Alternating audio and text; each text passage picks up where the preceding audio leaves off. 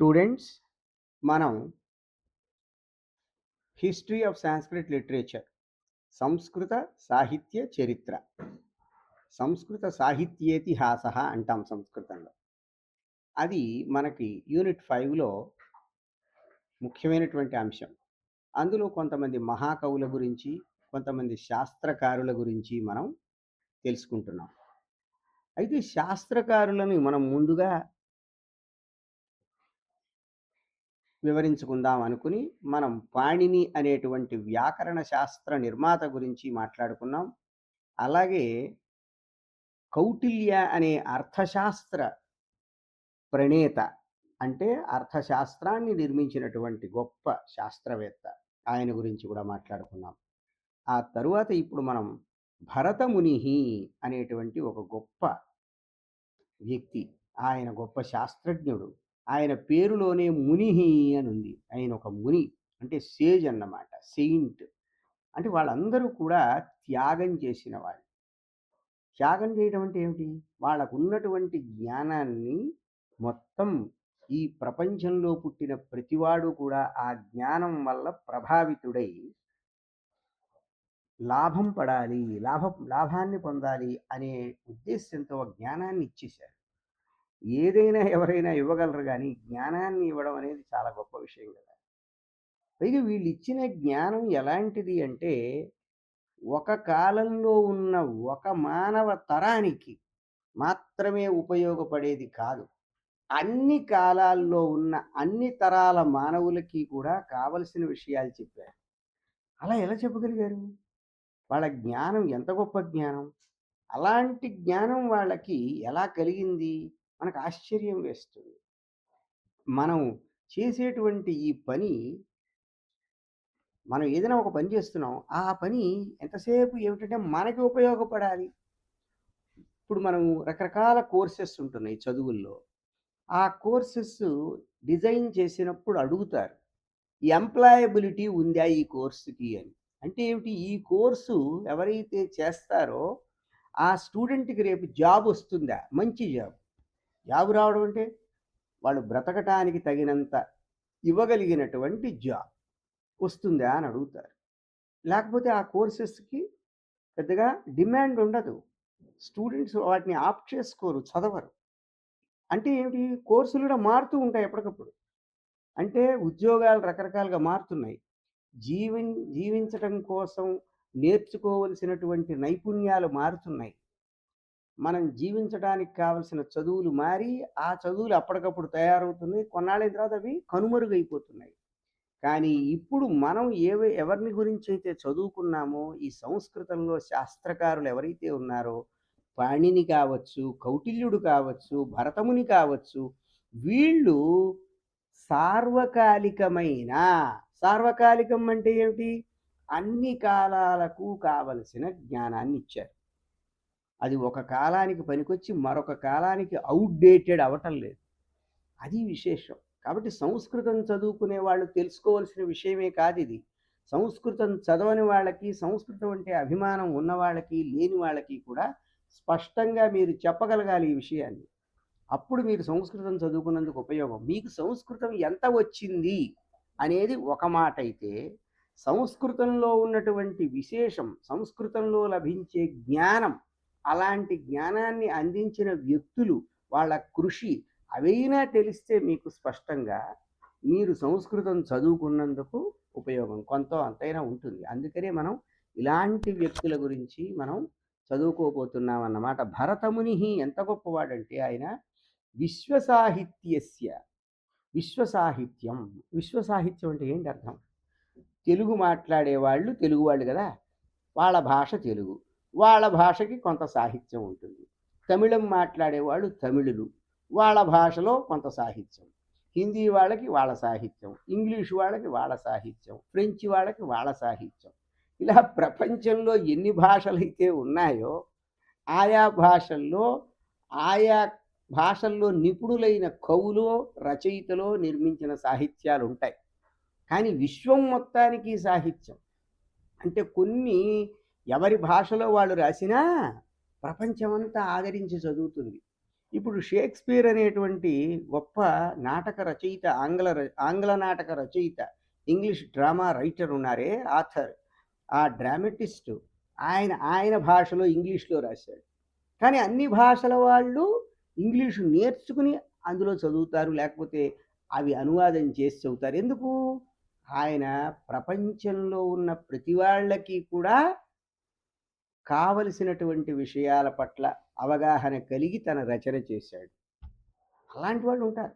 కాబట్టి విశ్వ సాహిత్యం అంటే ప్రపంచం అందరూ కోరుకునే సాహిత్యం. ప్రపంచం అందరికీ కూడా కావాలనిపించే సాహిత్యం. ఉదాహరణకి మన పంచతంత్రం అని మన సంస్కృతంలో ఒక పుస్తకం ఉంది. ఆ పుస్తకం రకరకాలైన స్కిల్స్‌ని మనకి డెవలప్ చేయడంలో ఉపయోగపడుతుంది. ఆ పంచతంత్రం ఇప్పటికీ ప్రపంచంలో రాయటం ఉన్నటువంటి అన్ని భాషల్లో, రాయటం అంటే అక్షరాలు, ఆల్ఫాబెట్ ఉండి రాయటం. కొన్ని భాషలు రాయలేం మనం. రాయటానికి అక్షరాలు ఉండవు.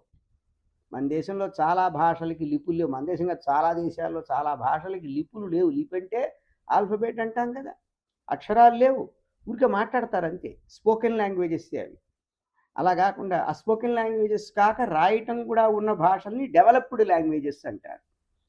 అలాగ ప్రపంచంలో ఉన్న అన్ని భాషల్లో అంటే రాయటం కుదిరిన భాషలన్నిటిలోకి పంచతంత్రాన్ని ట్రాన్స్లేట్ చేసుకున్నారు. అంటే అంత గొప్ప పుస్తకం అది.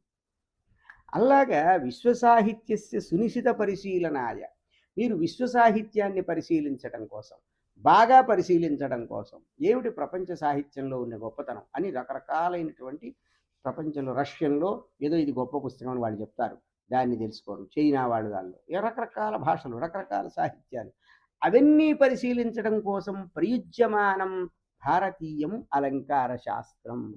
భారతీయులు నిర్మించిన అలంకార శాస్త్రం అనే ఒక శాస్త్రం, దాని పేరు అలంకార శాస్త్రం. ఆ శాస్త్రం అనేది ఎందుకు వచ్చింది అంటే విశ్వ సాహిత్యాన్ని పరిశీలించడం కోసం వచ్చింది. ప్రపంచ సాహిత్యాన్నంతా కూడా అర్థం చేసుకునేందుకు మన అలంకార శాస్త్రం, మన భారతీయులు నిర్మించిన అలంకార శాస్త్రం అనేది ఉపయోగపడుతుంది. అయితే రిటరిక్స్ అంటారు ఇంగ్లీష్లో దీన్ని, పోయిటిక్స్ అని కొంతమంది అంటారు. అంటే పద్యాల్లో, గద్యాల్లో, అంటే రచనలో రచయితలు, కవులు తాము వ్రాసినటువంటి వ్రాతలలో అవి అందంగా ఉండడం అలంకారం అంటే. ఆ అందం అంటే ఏమిటి అనేది దాని గురించి మనం తర్వాత చర్చిద్దాం. అయితే అలంకార శాస్త్రం అనేది ఎవరు మొదలుపెట్టారు? భారతదేశంలో పుట్టింది ఈ అలంకార శాస్త్రం. ఆది మహాగ్రంథరాజ, మొట్టమొదటి గ్రంథం కాదది, గ్రంథాలకి రాజు, king among the books related to alankara shastra, రిటరిక్స్. దాని పేరేమిటి? నాట్యశాస్త్రం.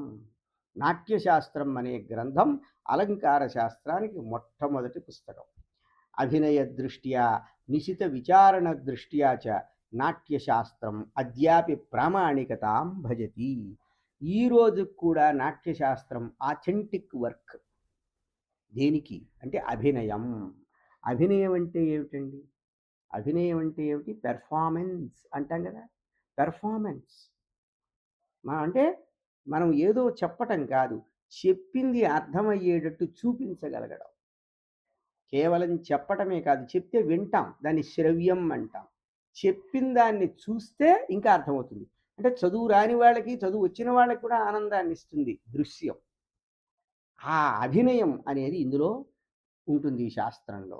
అంతేకాదు చాలా సూక్ష్మంగా విచారిస్తారు, ఆలోచించేటువంటి ఆలోచన ఇంత సూక్ష్మంగా ఉందే అంటే ఎంతో గొప్ప ఆలోచనతో దాన్ని ప్రజెంట్ చేస్తారన్నమాట, పెర్ఫామ్ చేస్తారు.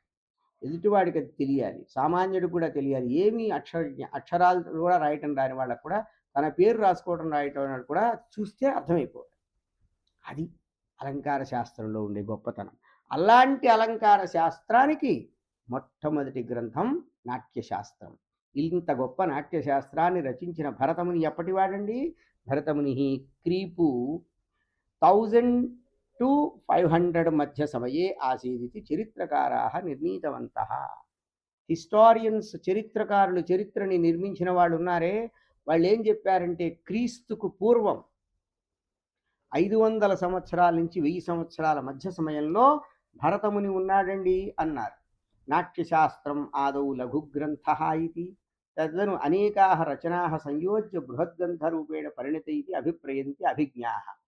తెలివైనటువంటి వాళ్ళు కొంతమంది జ్ఞానులు వైజ్ పీపుల్ ఏమనుకుంటున్నారంటే నాట్యశాస్త్రం మొదట్లో చిన్న పుస్తకమేనండి. తర్వాత చాలా గొప్ప గొప్ప రచనలు దానికి కలుపబడ్డాయి. కలిపబడి అంటే భరతుడు ఆయన యొక్క శిష్యులు వాళ్ళు అలా అలా శిష్యులు అలా కొంతమంది అందరూ కలిసి తర్వాత తర్వాత దానికి యాడ్ చేసి అది పెద్ద పుస్తకం అయింది అని కొంతమంది అలా అభిప్రాయపడుతున్నారట. అతయేవ తత్రత్య విషయ విభాగే విషయ వివరణే ఏకా క్రమ పద్ధతి న దృశ్యతే. అందువల్ల అక్కడ ఉన్నటువంటి విషయములు కంటెంట్స్ అలాగే ఆ విషయాల్ని వివరించే తీరులో కొన్ని మార్పులున్నాయి. ఒక సీక్వెన్స్ కనపడదు. అందువల్ల అవి అలా జరిగి ఉంటాయి. అవన్నీ కూడా ఎడిట్ చేసి ఉంటారు అని ఇలాంటి మాటలేవో కొన్ని ఉంటున్నాయి. అత్ర న కేవలం కావ్య విమర్శ రూపక విచారోపి దృశ్యతే. నాట్యశాస్త్రంలో మెయిన్‌గా ఏంటండి సబ్జెక్ట్? ప్రధానమైనటువంటి సబ్జెక్ట్ మ్యాటర్ ఏమిటంటే కావ్యములు అంటే రచనలు. అంటే చదువుకుంటే మనకి ఆనందాన్నిచ్చేటువంటివి కావ్యములు. ఆ కావ్యములంటే ఎలా ఉండాలి? అవి చదివితే ఆనందం కలగడం ఏమిటి? ఆనందం కలగాలి. ఆ ఆనందం ఎలా కలుగుతుందని దాని గురించే విమర్శే కాకుండా రూపకములు. రూపకం అంటే రూపం అంటే ఆకారం కలివి అంటే డ్రామా ఇలాంటివి. ఆ రూపకముల గురించి కూడా ఉంది. అంటే శ్రవ్య కావ్యములు, దృశ్య కావ్యములు రెండింటి గురించి కూడా అక్కడ చర్చ ఉంది. శ్రవ్య అంటే విని ఆనందించే స్థితి. దృశ్య అంటే చూసి నేర్చుకుని ఆనందించే స్థితి. అంటే మనకి జ్ఞానం కలిగి. ఇది విని ఆనందం కలిగి అదే వింటే జ్ఞానం కలిగి ఆనందం కలగడం. రూపకం అది కావ్యాలు. రూపకం అంటే చూసి జ్ఞానాన్ని పొంది ఆనందించడం. జ్ఞానంతో ఆనందం. ఇక్కడ విషయం గమనించాలి మీరు. ఆనందం ఎలా పుడుతుంది? జ్ఞానం కలిగి జ్ఞానం వల్ల ఆనందం కలగడం. అదన్నమాట. వాటి యొక్క విచారం ఉంది. అతయేవ నాట్యశాస్త్రస్య ఆచార్యై అనేకాని వ్యాఖ్యాని ప్రణీతాని. అందువల్ల నాట్యశాస్త్రానికి ఎంతోమంది ఆచార్యులు వ్యాఖ్యానములు వ్రాశారంటే కామెంటరీస్ రాశారు చాలామంది. భరతముని యొక్క ఆశయం ఇది, intention of Bharata is this అంటూ చాలామంది పెద్ద పెద్ద స్కాలర్స్ రాశారు. తేషు వ్యాఖ్యానేషు అభినవగుప్తస్య అభినవ భారతీ వ్యాఖ్యానం ప్రముఖం. అయితే అన్ని వ్యాఖ్యానములలో కన్నా అభినవగుప్తుడు అని కాశ్మీర్కి చెందినటువంటి ఒక గొప్ప విద్వాంసుడు ఆయన. ఆ అభినవగుప్తుడు అభినవ భారతి అనే వ్యాఖ్యానం రాశాడు. ఆ వ్యాఖ్యానం అంటే కామెంటరీ కదా, అది చాలా ప్రముఖమైనటువంటిది. అది కంప్లీట్గా దొరకట్లేదు మనకి. కొంచెం దొరకట్లేదు. ఎక్కువ భాగం దొరుకుతోంది కానీ కొంత భాగం కొంతమేర దొరకటం లేదు. నకేవలం అభినవగుప్త, అభినవగుప్తుడు ఒక ఆయనే కాదండి, చాలామంది రాశారు. అపితు ఉద్భట, లొల్లట, శంకుక, భట్టనాయక, రాహుల, భట్టతౌత, కీర్తిధర, వామదేవ, మాతృగుప్త ఇత్యాదయ వ్యాఖ్యాకారా భరతస్య నాట్యశాస్త్రస్య వ్యాఖ్యానం చక్రుః. కేవలం అభినవగుప్తుడు మాత్రమే కాదు, ఉద్భటుడు అనే ఆయన కూడా పెద్ద అలంకార శాస్త్రవేత్త. లొల్లటుడు, శంకుకుడు, భట్టనాయకుడు, రాహులుడు, భట్టతౌతుడు, కీర్తిధరుడు, వామదేవుడు, మాతృగుప్తుడు వీళ్ళంతా కాశ్మీర్ వాళ్ళు. దాదాపుగా అందరూ కాశ్మీర్ వాళ్ళే. వీళ్ళందరూ కూడా అందుకే మన భారతదేశానికి కాశ్మీర్ అనేది తల అంటాం. అంటే బుర్ర, బ్రెయిన్ ఎక్కడ ఉంటుంది? తల ఉంటుంది కదా. ప్రతిభ అంటే క్రియేటివిటీ అనేది అక్కడ వచ్చింది అని. భారతదేశం అంతా ఒక శరీరం అయితే ఆ శరీరానికి తలకాయ కాశ్మీర్ అంటాం. ఎందుకంటే ఇట్లాంటి గొప్ప గొప్ప ఆలోచనాపరులు అక్కడ పుట్టారు. చాలా గొప్ప వాళ్ళు పుట్టారు. అందువల్ల వీళ్ళందరూ కూడా వ్యాఖ్యానాలు చేశారండి భరతుడి యొక్క నాట్యశాస్త్రానికి. భరతస్య నాట్యశాస్త్రే 36 అధ్యాయాः ఉపలభ్యంతే. భరతుడి నాట్యశాస్త్రంలో 36 చాప్టర్స్, 36 చాప్టర్స్ దొరుకుతున్నాయి మనకి. ఒక 36 అధ్యాయములు. ఏకైకస్మిన్ అధ్యాయే ఏకైకో విషయ ప్రతిపాదిత. ఒక్కొక్క అధ్యాయంలో ఒక్కొక్క విషయం, ఒక్కొక్క టాపిక్ అన్నమాట. భరత కాశ్మీర శైవ దర్శనావలంబి ఆసీత్. భరతుడని ఆయన ఎవరండి? కాశ్మీర శైవం అని ఒక ఫిలాసఫీ ఉంది. ఇండియన్ ఫిలాసఫీస్లో అది ఒక స్కూలు, కాశ్మీర శైవం. ఆ కాశ్మీర శైవం అనే దర్శనం అంటే ఫిలాసఫీ. ఆ ఫిలాసఫీని ఫాలోయర్ ఆఫ్ కాశ్మీర శైవ ఫిలాసఫీ అన్నమాట భరతుడనే ఆయన. అత తద్దర్శనానుసారం తద్గత శివతత్వాన్ని 36 సంఖ్యాకాని మనసి నిధాయ తదనుసారమేవ 36 అధ్యాయాన్ నిర్మమే ఇది విమర్శకాः విభావయంతి. అయితే ఈయన 36 అధ్యాయాలతో ఎందుకు రాశాడండి నాట్యశాస్త్రం అంటే, కాశ్మీర శైవంలో 36 తత్వములున్నాయి. శివతత్వములు అంటాం వాటిని. తత్వం అంటే ఏమిటి? రియాలిటీ అంటాం. ఎన్ని రియల్ ఎంటిటీస్ ఉన్నాయి ఈ ప్రపంచంలో? అంటే 36 అని చెప్తారు వాళ్ళు. తత్వం అంటే రియల్. అలాంటివి ఎన్నున్నాయి? అంటే శాశ్వతంగా ఉండిపోయేవి. ఎన్నున్నాయంటే ఒక 36. వాళ్ళు శివతత్వములు అవి ఏం చెప్తారు. 36 శివతత్వాలున్నాయి కాబట్టి కాశ్మీర శైవ దర్శనంలో అది మనసులో పెట్టుకుని ఆయన 36 అధ్యాయాలు రాశాడండి అని క్రిటిక్స్ చెప్తున్నారట. నాట్యశాస్త్రే ప్రతిపాద్యమాన విషయా ఏవ భాషా సాహిత్య పర్యాలోచనే ఉపయుక్తా భవంతి. నాట్యశాస్త్రంలో ఆయన చెప్పిన విషయములు మనకి భాషా సాహిత్య పర్యాలోచనలు అంటే భాష గురించి ఆలోచించటం, సాహిత్యం గురించి ఆలోచించటానికి ఉపయోగపడతాయి. అవి నాట్యశాస్త్రంలో భరతుడు చెప్పిన విషయాలు దేనికి ఉపయోగపడతాయి? ఒక భాష ఎలా ఉండాలి? భాష గురించిన విషయాలన్నీ కూడా అందులో మనకు తెలుస్తాయి. సాహిత్యం ఎలా ఉండాలి? దాన్ని బాగా ఆలోచించడానికి ఉపయోగపడే విషయాలు ఆయన చెప్పాడు. చాలా గొప్పవాడు ఆయన. అన్యే చ కావ్యశాస్త్రీయ గ్రంథాః మమ్మటస్య కావ్యప్రకాశः విద్యానాథస్య ప్రతాపరుద్ర యశోభూషణం ఇత్యాదయः గ్రంథాः భరతస్య నాట్యశాస్త్రమాధారీకృత్యైవ లిఖితాः. అయితే ఈ కావ్యశాస్త్ర గ్రంథములు అంటే ఏమిటి? రచనలకి సంబంధించిన విషయాలని చెప్పే గ్రంథములు. రిటరిక్స్ అన్నాం కదా, పొయిటిక్స్ అన్నాం కదా. అంటే ఈ భరతుడు రాసిన నాట్యశాస్త్రమే అలంకార శాస్త్రానికి మొదటి గ్రంథం అన్నాం కదా. ఆ అలంకార శాస్త్రానికి చెందిన తర్వాత చాలామంది రాశారు గ్రంథాలు. అందులో మమ్మటుడని ఆయన కావ్యప్రకాశ అని రాశాడు. విద్యానాథుడని మన తెలుగువాడు, ఆయన ప్రతాపరుద్ర యశోభూషణం అని రాశాడు. ఈ గ్రంథములన్నీ కూడా భరతుడి నాట్యశాస్త్రాన్ని బేస్ చేసుకుని రాశారు. అంటే వీటన్నిటికీ కూడా బేస్ ఏది? ఆధారమేది? భరతుడి నాట్యశాస్త్రం. ప్రాయః నాట్యశాస్త్రే విచారణీయాః అంశాః ఏకాదశ భవంతి. నాట్యశాస్త్రంలో మొత్తం చర్చించే అంశాలన్నీ కూడా అన్ని టాపిక్స్ కలిపితే ఒక 11 ఉంటాయి. ఏమిటవి? రసాః, రసములు. రసములు అంటే ఏమిటి? నవరసములు అంటాం. 9 రసములు. రసం అంటే మనం రసం సాంబారు కాదమ్మా. రసం అంటే ఏమిటి? శృంగార రసం. రసాన్ని ఇంగ్లీష్లో ఏమంటారు? సెంటిమెంట్స్ అంటారు. సెంటిమెంట్స్ అంటే మీకేదో వారికి సెంటిమెంట్ అండి, ఆ సెంటిమెంట్ కాదు ఇక్కడ అర్థం. సెంటిమెంట్ అంటే ఇక్కడ రసం అంటే ఏమిటి? శృంగారం అనేది ఒక రసం. శృంగారం అంటే ఏమిటి? సౌందర్యం. సౌందర్యం పట్ల ఆకర్షణ, దానివల్ల ఒక ఆనందం, దాంతో దగ్గరవ్వడం, ఇలాంటివన్నీ రొమాన్స్ అంటామే అలాంటిది. భావాహ, భావములు అంటే ఏ భావంతో ఆ రసం వస్తుందో అది. అభినయాహ, అది పెర్ఫార్మెన్సెస్, రకరకాలు అభినయాలంటే పెర్ఫార్మెన్స్. ఆ అభినయం 4 రకాలుగా ఉంటుంది. వాచికాభినయం అంటే మాటతో చెప్పటం, ఆంగికాభినయం అంటే శరీరంతో మనం చూపించటం, తర్వాత మరి సాత్వికాభినయం అంటాం ఇంకొకటి. ఆ సాత్వికాభినయం తర్వాత మరి ఆహార్యం అంటే మన కాస్ట్యూమ్స్, దాన్ని బట్టి కూడా తెలుస్తుందన్నమాట. ఇలాంటి అభినయాలు. ధర్మీ, ధర్మి అంటే వీటన్నింటిలో మనకి ఒక ఆనందింపజేసేది ఒకటి ఉంటుంది. వృత్తి ప్రవృత్తయ, రకరకాలైనటువంటి వృత్తి ప్రవృత్తులు అంటే వేస్, రకరకాలైన మార్గాలు, ఆనందింపజేసే మార్గాలు, మనకు ఆనందాన్ని కలిగించేవి.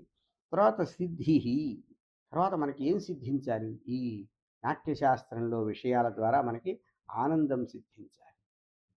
మన అందరికీ కూడా ప్రేక్షకులు ఒక సినిమా చూస్తున్నారనుకోండి, దాంతో మైమరిచిపోతూ ఉంటారు. ఒకప్పుడు హీరోలో లీనమైపోతాడు, హీరోయిన్‌లో లీనమైపోతావు. వాడక్కడ డాన్స్ చేస్తుంటే ఇక్కడ వీళ్ళు డాన్స్ చేస్తున్నట్టు ఫీల్ అవుతుంటారు. వాడక్కడికి ఏడుస్తుంటే వీడిక్కడ ఏడుస్తుంటాడు. ఇవన్నీ ఏమిటంటే లీనమైపోతాడు. తాను వారు వేరనుకోడు. అలా ఉంటుంది. అది సిద్ధి అన్నమాట. స్వరములు అంటే రకరకాలైనటువంటి సౌండ్స్, తథాతోద్యం అలాగే వాద్యములు అంటే ఇన్‌స్ట్రుమెంట్స్, గానం మ్యూజిక్, రంగశ్చ అంటే స్టేజ్, ఇవన్నీ కూడా కలిపి నాట్యశాస్త్రంలో విషయాలు. నవరసాహ అగైన్ 9 రసములు. ఏకోనపంచాశత్ భావాః, 49 భావములు. చత్వారః అభినయాః, 4 అభినయములు. ద్వౌ ధర్మిణౌ, 2 ధర్మిలు. చతస్రః వృత్తయః, 4 వృత్తులు. చతస్రః ప్రవృత్తయః, 4 ప్రవృత్తులు. ద్వౌ సిద్ధి, 2 రకాల సిద్ధులు. సప్తస్వరాః, 7 స్వరములు. చతుర్విధం ఆతోద్యం, 4 రకాలైన ఇన్స్ట్రుమెంట్స్. పంచవిధం గానం, 5 రకాలైనటువంటి గానం చేయడం అంటే పాడడం అన్నమాట. త్రివిధ రంగశ్చ, స్టేజ్ కూడా 3 రకాలు. ఇలాంటివి ప్రధానతయా విచారిత. ముఖ్యంగా ఇవన్నీ అందులో చర్చించబడ్డాయి. విచారణ అంటే సంస్కృతంలో చర్చించబడడం, డిస్కస్డ్ అంటామే. అంతేగాని విచారం అంటే విచారం వ్యక్తం చేశారు అని తెలుగులో అంటే అది కదండి విచారం అనుకోకూడదు. సంస్కృతం మాటకే అర్థం మారింది తెలుగులోకి వచ్చేటప్పటికి. అలా ఉంటుంది. శృంగారాది రసనిరూపణస్య మూలగ్రంథః నాట్యశాస్త్రమేవ. శృంగారం అనే ఒక రసం ఉందనుకోండి. అలాంటివి ఇంకా వేరే ఉన్నాయి. కరుణ రసం, హాస్యరసం, వీరరసం ఇలాంటి పేర్లు ఉన్నాయి కదా. ఈ శృంగారము మొదలైన రసాల్ని నిరూపించడానికి మూల గ్రంథం మొట్టమొదట చెప్పింది నాట్యశాస్త్రం. అస్య అస్య గ్రంథస్య ముఖ్యం ప్రయోజనం మానసీ విశ్రాంతి. ఏమిటండి ఈ గ్రంథం నాట్యశాస్త్రం ఏం చేస్తుంది అంటే ముఖ్యమైన ప్రయోజనం మనస్సు హాయిగా ఉండడం, స్ట్రెస్ ఫ్రీ అయిపోవడం. నాట్యశాస్త్రం చెప్పే విషయం వల్ల మనకి జరిగేది ఏమిటంటే లాభం మానసిక విశ్రాంతి. ఎవడైనా సరే ఎటువంటి వాడికైనా, ఎటువంటి దుఃఖంలో ఉన్నవాడికైనా, ఎటువంటి శ్రమ పడిపోయినటువంటి వాడికైనా ఒక విశ్రాంతి, శరీరమే విశ్రాంతి పొందటం కాదు, మనస్సు విశ్రాంతి పొందడం అంటే స్ట్రెస్ ఫ్రీ అవ్వడం. అది నాట్యశాస్త్రం వల్ల వచ్చిందన్నమాట. తత్రైవ నిర్దిశతి భరతముని. ఆ విషయంలో భరతముని ఏమంటున్నాడో చూడండి. ఏం చెప్తున్నాడు, ఎంత గొప్పగా చెప్తున్నాడు. దుఃఖార్తానాం శ్రమార్తానాం శోకార్తానాం తపస్వినాం విశ్రాంతి జననం కాలే నాట్యమే తద్భవిష్యతి. ఈ నాట్యశాస్త్రంలో చెప్పే నాట్యం అనేటువంటి విషయం, నాట్యం అంటే డాన్స్ అని మీరు అనుకుంటున్నారు, డ్రామా అనుకుంటున్నారు. జనరల్గా అలా అనుకుంటారు, కానీ చాలా పర్టికులర్గా ఆలోచిస్తే నాట్యం అంటే చాలా విషయాలు ఉంటాయి. నాట్యం అనేది నాట్యశాస్త్రంలో సబ్జెక్ట్ ఏదైతే ఉందో నాట్యం, ఆ నాట్యం కాలే విశ్రాంతి జననం భవిష్యతి. కాలం అంటే ఎప్పుడు కావాలో అప్పుడు విశ్రాంతి జననం భవిష్యతి, విశ్రాంతిని కలిగిస్తుంది. దేనికి? మనస్సుకి. ఎవరికి? దుఃఖార్తానాం. దుఃఖం, ఎంతో బాధ ఉంది వాళ్ళకి, వేదన, ఆ వేదనతో ఉంటారు. శ్రమ ఆర్తానం, శ్రమపడిపోయి ఉంటారు వాళ్ళకి. శోకార్తన, మనసు కుమిలిపోతూ ఉంటారు, లోపల లోపల దిగులు. అలాంటి తపస్వినాం, దీనులు ఉంటారు కొంతమంది, పాపం వాళ్ళని ఎవరూ పట్టించుకోరు. అలాంటి వాళ్ళందరికీ కూడా, వాళ్ళెవరికి అందరికీ కూడా ఆ నాట్యం అనేది అంటే ఆ ప్రదర్శించేటువంటి ఆ వస్తువు ద్వారా వాళ్ళు ప్రశాంతతను పొందుతారు. మనస్సు వాళ్ళది ముందు విశ్రాంతిని పొందుతుంది. దాని నుంచి బయటకు వస్తారు. వాళ్ళకు ఉన్నటువంటి సమస్యల్లోంచి వాళ్ళు బయటకు వచ్చేస్తారు. సమస్య వాళ్ళని ఏం చెయ్యదు. సమస్యలు వాళ్ళని ఏమీ చెయ్యలేని స్థితిలో వాళ్ళు ఆనంద స్థితిలోకి ఉండేటువంటి ఒక గొప్ప విషయాన్ని భరతుడు నిర్మించాడన్నమాట. ప్రపంచ మానవుల కోసం. ఇదంతా ప్రపంచ మానవుల కోసం. ఏదో కొంతమంది మా వాళ్ళు, మీ వాళ్ళు, ఈ వాళ్ళు వీళ్ళు ఉండరు. ఆ లెవెల్ వాళ్ళకి అందరూ వాళ్ళవాళ్ళే. అది చాలా గొప్ప విషయం. చదువుకోవడం, అందుకే మనం చదువుకోవటం. మనం అందరి వాళ్ళం కావాలి. అందరూ నా వాళ్ళే అనుకోగలగాలి. దానికి చదువు, లేకపోతే చదువు ఎందుకండి? నీ యొక్క న్యారోగా ఆలోచించే ధోరణిలో ఉన్నంత కాలం చదువుతో పెద్ద ఉపయోగం ఉండదు. నువ్వు బ్రాడ్‌గా ఆలోచించే స్థితి వస్తేనే చదువు ఉపయోగపడుతుంది. దానికోసం చదువుకుంటారు అసలు అందరే. పూర్వం చదువుకునేది అందుకోసం చదువుకునేవాళ్ళు. ఇప్పుడు చదువులు వేరుగా ఉన్నాయి, అది వేరే విషయం. సకలాహ విద్యాః సకలాహ కళాశ్చ సకలాని జ్ఞానాని సకలాని శిల్పాని యోగః ఇత్యాదయః సర్వేపి నాట్యే ఏవ ప్రతిష్ఠితాని భవంతీతి భరతస్య ఆశయః. భరతుడు ఏం చెప్తున్నాడంటే అన్ని కళలు, ఎన్నో రకాలైన ఆర్ట్స్ కదండి, అన్ని విద్యలు, అన్ని రకాలైన జ్ఞానములు, అన్ని రకాలైన శిల్పం. శిల్పం అంటే నీ ఆవిష్కరణ. ఇప్పుడు నువ్వేవో రకరకాలైనటువంటి స్టార్టప్స్, ఇవేవో కొత్త కొత్త ఇంక్యుబేటర్ ఏవేవో అంటున్నావు కదా, చాలా కొత్త కొత్త విషయాలు నువ్వు ఆవిష్కరిస్తున్నావు. యోగము, ఇవన్నీ కూడా నాట్యంలోనే ఉన్నాయి అంటాడు ఆయన. నతజ్ఞానం నతశిల్పం నసా విద్య నసా కళ నాసౌ యోగో నతత్కర్మ నాట్యేస్మిన్ ఎన్న విద్యతే. నాట్యంలో లేనిది, అది నాట్యంలో ఇన్క్లూడ్ అవనిది జ్ఞానం కాదు, శిల్పం కాదు, విద్య కాదు, కళ కాదు, యోగం కాదు అంటాడు. అన్నీ నాట్యంలోనే, సమస్తం నాట్యంలోకే చేరతాయంటాడు. అందువల్ల నాట్యశాస్త్రం అతీవ ప్రాచీనం. ఎప్పటిదండి ఇది? ఎప్పుడో క్రీస్తు పుట్టకముందు ఆయన రాశాడు. భారతదేశంలో జ్ఞానం అనేది ఎప్పుడు ప్రారంభమైందండి? ప్రపంచం ఇంకా కళ్ళు తెరవక ముందు.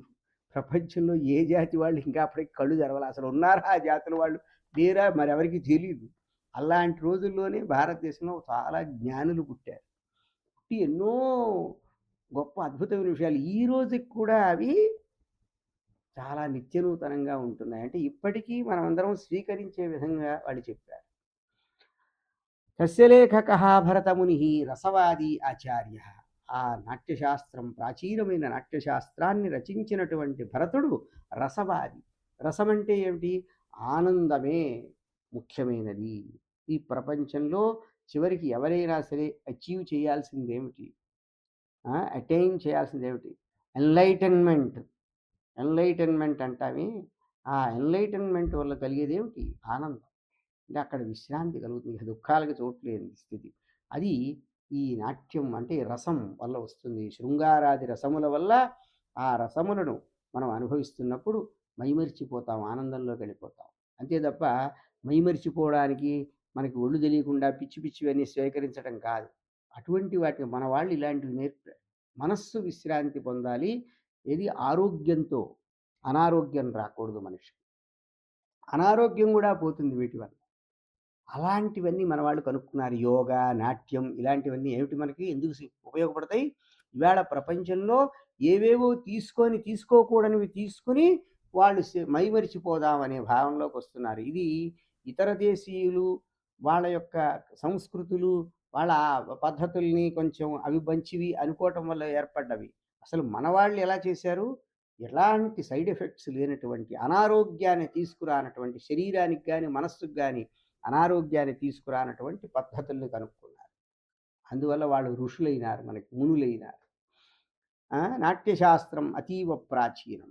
అయితే నహి రసాదృతే కశ్చిదర్థ ప్రవర్తతే. రసం కన్నా మరేది లేదయ్యా ఈ ప్రపంచంలో. కావలసింది తత్ర విభావానుభావ వ్యభిచారీ సంయోగాత్ రస నిష్పత్తి ఇది. అయితే రసం అనేది ఎలా వస్తుంది? విభావ అనుభావ వ్యభిచారీ సంయోగములు, భావములు, విభావములు అని కొన్ని భావములు, అనుభావములు, వ్యభిచారీ భావములు అని ఉంటాయి. అంటే ఒక ప్రదర్శనలో కొన్ని విభావములు అంటాం కొన్నిటిని, కొన్ని అనుభావములు, కొన్ని వ్యభిచారీ భావములు అంటాం. వ్యభిచారి అంటే మనకి తెలుగులో తెలిసిన మాట కాదు, సంస్కృతం మాట వేరు, దాని అర్థం వేరు. అనవసరంగా ఈ మాట ఇక్కడెందుకు వచ్చింది అని కొంతమందికి అనవసరపు డౌట్స్ రాకూడదు. ఆ భావముల యొక్క కలయిక వల్ల రసం అనేది వస్తుంది అని ఆయన చెప్తాడు. కావ్యే రసయేవ జీవాతుభూత ఇది సమనుతే. ఒక కావ్యంలో అంటే ఒక రచనలో రసం అనేదే ముఖ్యమైనది. అంటే నీకు ఆనందం కలుగుతూ ఉండాలి. ఒక కావ్యాన్ని చదివినప్పుడు, ఆ కావ్యాన్ని పిక్చరైజ్ చేసి చూపించినప్పుడు నీకు ఆనందం కలగాలి. రసం అంటే ఆనందాన్ని ఇచ్చేది. రసం అంటే ఆనందము అని అర్థం. అదే ముఖ్యం. జీవాతు అంటే ప్రాణం. కావ్యానికి ప్రాణం ఆనందాన్ని ఇవ్వడం. ఏకాదశనాట్యాంగై సహ కావ్యతత్వాన్ని శబ్దార్థ వివేచనం కావ్యగుణా అలంకారా రీతయ వృత్తయశ్చ నాట్యశాస్త్రే సమ్యక్ వివేచితాని. అయితే నాట్యశాస్త్రంలో 11 ఉన్నాయి అని చెప్పాం కదా భాగములు. ఆ 11 భాగములతో కలిసి ఇంకా కావ్యతత్వములు, కావ్యంలో ముఖ్యమైనవి ఏమిటి? శబ్దము, అర్థము. అంటే వర్డ్ అండ్ ఇట్స్ మీనింగ్. దాని శబ్దం అంటే ఎలా ఉండాలి, అర్థం ఏమిటి, కావ్యానికి కొన్ని గుణాలు ఉంటాయి. తర్వాత అలంకారములు అంటే వాటిని ఫిగర్స్ ఆఫ్ స్పీచ్ అంటాం. రీతులు, వృత్తులు ఇవన్నీ కూడా నాట్యశాస్త్రంలో చక్కగా విచారణ చేయబడ్డాయి. అత సంస్కృత కావ్యశాస్త్రస్య నాట్యశాస్త్రం మూలం భవతి. అయితే అందువల్లనే మనకి సంస్కృత కావ్యశాస్త్రానికి నాట్యశాస్త్రమే మూలం. అలాగే భారతదేశంలో వచ్చిన మిగతా భాషలన్నీ కూడా సంస్కృతం కాకుండా మిగతా భాషలు చాలా ఉన్నాయి కదా. ఈ భాషలన్నింటిలో కూడా అనేక కావ్యాలు అవి రాయబడ్డాయి. ఈ సంస్కృతంలో నాట్యశాస్త్రంలో చెప్పినటువంటి ఈ విషయాల్ని బేస్ చేసుకునే మొత్తం భారతదేశంలో ఉన్న అన్ని భాషల్లో, అన్ని కావ్యాల్లో అవే విషయాలు వస్తూ ఉంటాయి. దాన్ని బేస్ చేసుకునే కావ్యాలు వచ్చినాయి. అంటే ఆనందప్రదంగా మన వాళ్ళు రచనలు చేశారు. అందుకే మనకి విషాదాంతములు ఉండవు, ట్రాజెడీస్ ఉండవు. మనకి సుఖాంతములే ఉంటాయి, దుఃఖాంతములు ఉండవు. మన దేశంలో సుఖంతో అంతం అవ్వాలి. హీరోనో హీరోయిన్నో చచ్చిపోతే మనం సంతోషపడం.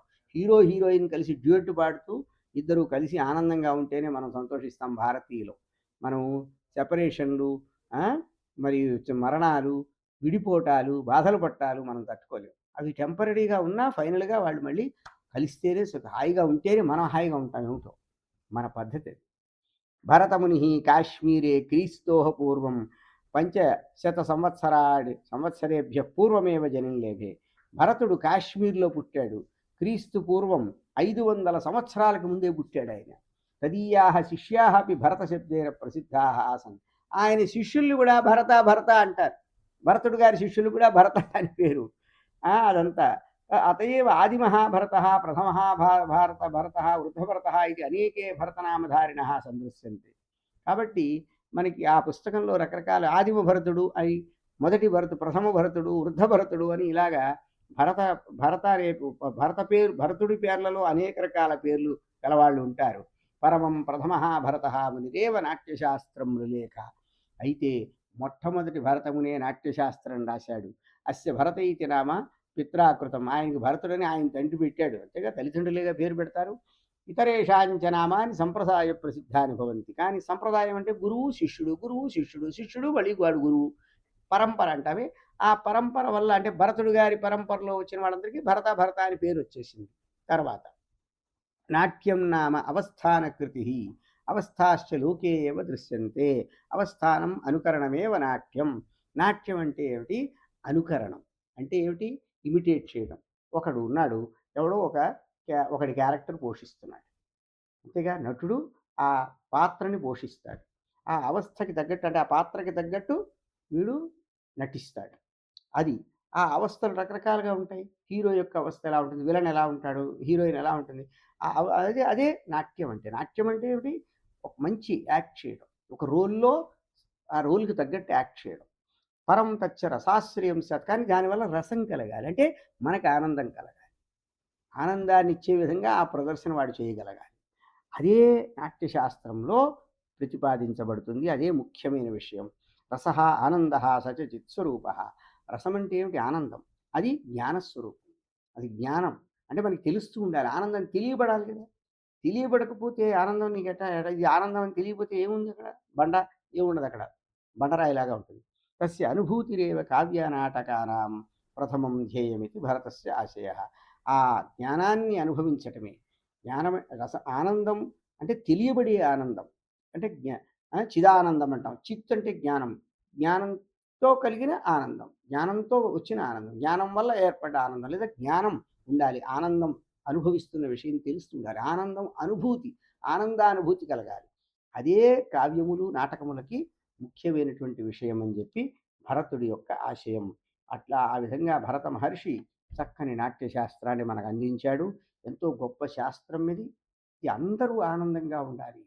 ఎటువంటి దుఃఖంలో ఉన్నవాడికైనా, ఎటువంటి శ్రమ కలిగిన వాడికైనా సరే ఆ వేదనలోంచి బయటకు వచ్చేవాడు ఆనందంతో ఉండాలి, స్ట్రెస్ ఫ్రీగా ఉండాలి అని ఇలాంటివి కనుక్కున్నారు మనవాడు. ఇది గొప్ప ఆలోచనలు అన్నమాట. ఒక మనిషిని ఆనందపరచడం ఎలా, ఒక మనిషి మైమరిచిపోయి హాయిగా ఉండడం ఎలా అని అనేక సమస్యల నుంచి బయటపడిపోవటం. సమస్యలు అలా ఉంటాయి, అవి ఒక దూరంగా అయిపోతాయి, మనిషికి దూరంగా వెళ్ళిపోతాయి. అలా ఎలా చేయాలి మనిషిని సైడ్ ఎఫెక్ట్స్ లేకుండా ఆరోగ్యవంతమైన వాతావరణంలో? అలాంటివి కనుక్కున్నారు వాళ్ళు. నిజమైన మానవులంటే మానవులకి మేలు చేసిన వాళ్ళు వాళ్ళు కదా. అంతేగాని ఏవేవో ఇవ్వకూడనివన్నీ పదార్థాలని ఇచ్చి టెంపరీగా బోలెడు ఖర్చు, శరీరం అంతా శ్రమ పడిపోయి ఒళ్ళు తెలియకుండా పిచ్చి పిచ్చి పనులు చేసేటువంటి పనులు చేస్తున్నారు ఈవేళ. ఇవన్నీ కూడా ద్రోహం, మనుషులకు ద్రోహం జరుగుతుంది. కానీ వీళ్ళు ఆ రోజులో మనుషుల యొక్క మేలు కోరుకున్నటువంటి వాళ్ళు. ఇటువంటి మహానుభావుల గురించి మనం తెలుసుకుని జ్ఞానం ఎలా పొందాలి, ఆనందం ఎలా పొందాలి, అంతేగాని ఆనందం కోసం పక్కదోవలు తొక్కకూడదు. ఆనందం ఎలా కలుగుతుంది అంటే చదువుకుని, మంచి చదువు, మంచి రచనలు చదువుకుని దాని ద్వారా పొందాలి ఆనందం. అలా అలా మనని మనం చక్కగా నిర్మించుకోవాలి. అది ఓకేనా? అది